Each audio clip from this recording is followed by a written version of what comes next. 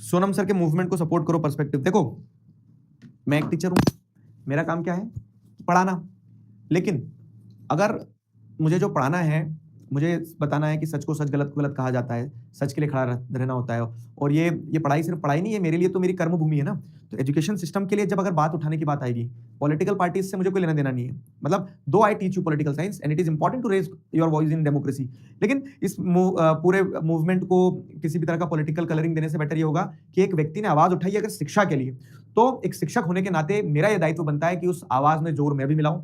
मैंने इस पर वीडियो भी बनाया। इनफैक्ट मैं ट्रैवल भी कर रहा हूँ, मतलब मैं भोपाल रहता हूँ, प्रोटेस्ट जंतर मंतर दिल्ली चल रहा है, तो आप अगर वहां पहुंच नहीं सकते तो एटलीस्ट आप अपनी आवाज तो वहां तक पहुंचा सकते हो।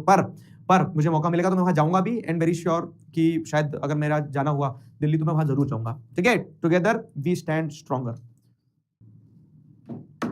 और मुझे ऐसा लगता है कि यार एक व्यक्ति की कीमत जो कि इतनी है, जिन्होंने कितने इनोवेशंस किए, जिन्होंने साइंस में कितना कंट्रीब्यूशन दिया, जिन्होंने लद्दाख के एनवायरमेंट के लिए कितनी आवाज उठाई है, उस व्यक्ति को कुछ तुच्छ लोगों के चक्कर में ऐसा नहीं कि अपने प्राण के बलिदान दे देना चाहिए। क्यों? क्योंकि वो एक स्टेटमेंट आता है, मरा हुआ देश है, और इस मरे हुए देश में आप जान डालने की कोशिश कर रहे हो, जहां आप उस स्थिति में पहुंच गए, 18-19 दिन हो गए आप भूखे हो और लोगों को फर्क ही नहीं पड़ा, लोग बात ही नहीं कर रहे हैं।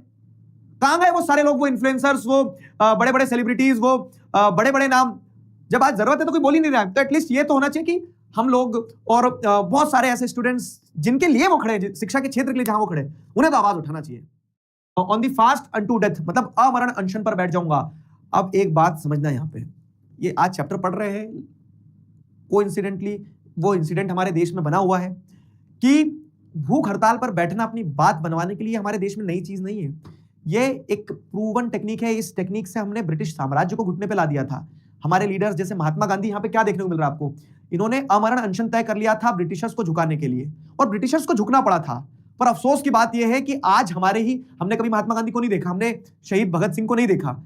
भगत सिंह ने कितनी बार अमरण अनशन किया, जेल में रहते हुए, कई कई दिनों तक वो भूखे रहे और उनकी बात मानना पड़ी, और बात जेन्युइन बात होती थी। जब ब्रिटिश साम्राज्य झुक गया तो हमारे अपने देश की सरकार क्यों नहीं सुनना चाह रही है? ये बड़ा अफसोस है। समझो तुम कितना पीड़ादायक है।